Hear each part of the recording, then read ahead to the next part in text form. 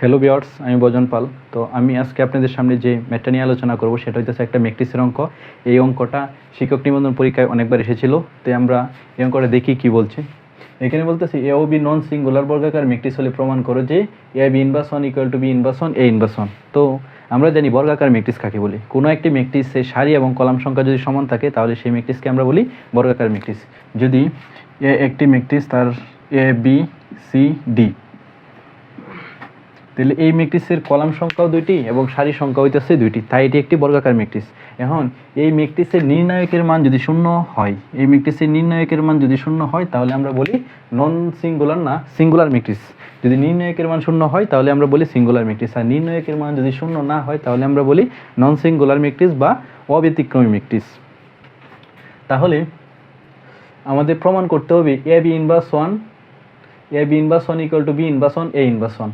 তো আমরা জানি কোনো একটি বর্গাকার ম্যাট্রিক্স যদি হয় তাহলে সেই ম্যাট্রিক্সের এবং সেই ম্যাট্রিক্সের বিপরীত ম্যাট্রিক্সের গুণফল কত হয়? 1 হয়। অর্থাৎ এ একটি বর্গাকার ম্যাট্রিক্স, তাহলে এ ম্যাট্রিক্স এবং এ ম্যাট্রিক্সের বিপরীত ম্যাট্রিক্সের গুণফল কত হবে? 1 হবে। হ্যাঁ, এটা আমি বলতে পারি। তো এখানে যেহেতু বলছি এ বি দুইটা ম্যাট্রিক্স নিছে, তাহলে দুইটা ম্যাট্রিক্সের গুণফল, হ্যাঁ, তো এই যে দুইটা ম্যাট্রিক্সের গুণফল এবং দুইটা ম্যাট্রিক্সের গুণফলের বিপরীত ম্যাট্রিক্সের গুণফল কত হবে? 1 হবে। অর্থাৎ এ বি এবং A B inverse one equal to কত হবে? 1 হবে। এটা থেকে আমরা এই প্রমাণটা করব। তো আমরা এখন প্রমাণটা কি করে করে তা শুরু করি।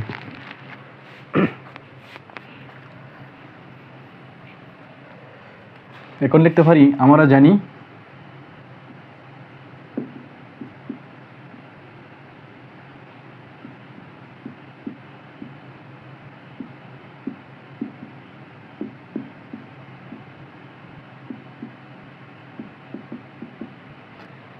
যেটা লিখলাম এ বি এবং এ বি এর বিপরীত ম্যাট্রিক্স। এখন এটা আগে লিখে এটা পরে লিখতে পারি A B inverse one A B, অর্থাৎ এইটার গুণফলও 1 হবে, এটার গুণফলও কি হবে? 1 হবে। তাহলে আমরা একবার এই অংশ থেকে এটা প্রমাণ করব আর একবার এই অংশ থেকে এটা প্রমাণ করব, তাহলে আমাদের প্রমাণটা হয়ে যাবে। প্রথম অংশ নিয়ে পাই A B inverse one equal to 1 লিখলাম। হ্যাঁ, এখন এখানে দেখতে হবে সমানের ডান পক্ষে কি আছে? বি ইনভার্স ওয়ান আছে, এ ইনভার্স ওয়ান আছে। তো এই সমীকরণটাকে একবার আমরা বি ইনভার্স ওয়ান দ্বারা এবং এ ইনভার্স ওয়ান দ্বারা গুণ দিব, তাহলে আমাদের প্রমাণের দিকে যাব। হ্যাঁ, তো আমরা প্রথমে এই সমীকরণটাকে এ ইনভার্স ওয়ান দ্বারা গুণ দিই। তাহলে A inverse one A B inverse one equal to A inverse one into, আর এই পাশে 1 ছিল 1 লিখলাম। তো এখন দেখি এই বন্ধনীর ভিতরে কি আছে? এ আছে আর বি আছে। তো এটাকে আমরা এ এর সাথে লাগবো, এ ইনভার্স ওয়ান এ, তারপর B A B inverse one equal to 1 আর এ ইনভার্স ওয়ান গুণ করলে আমরা জানি সেটা কি হয়? 1 হয়। তো এইখানে লিখলাম এ হয় আর কি, এ লিখলাম।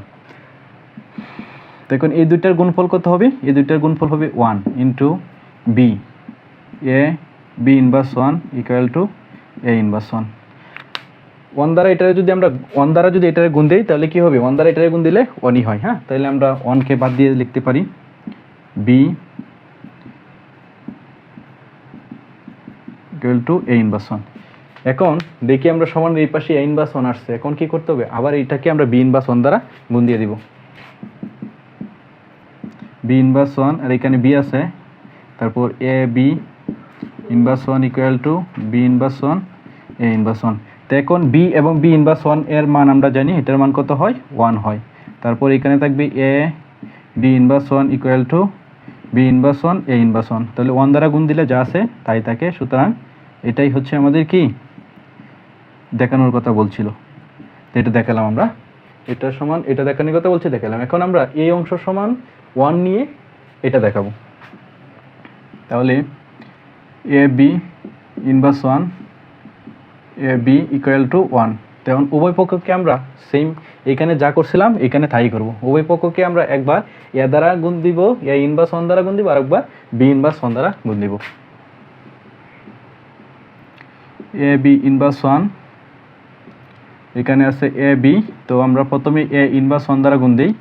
তো এ ইনভার্স ওয়ান ইন্টু 1, সেম আগের কাজ।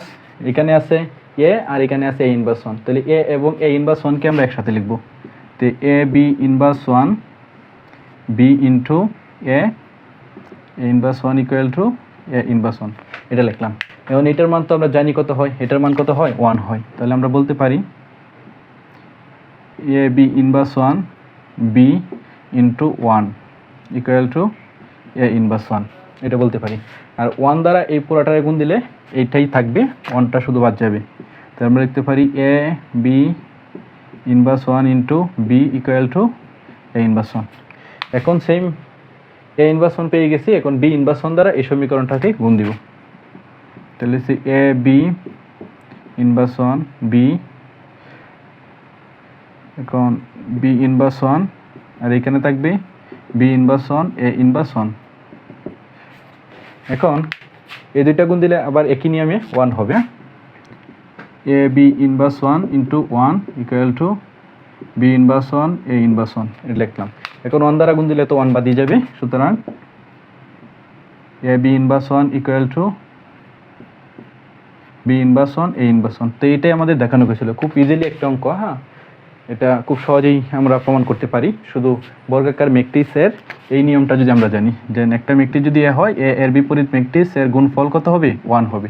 এই নিয়ম অনুযায়ী আমরা এই প্রমাণটা করতে পারি। ধন্যবাদ।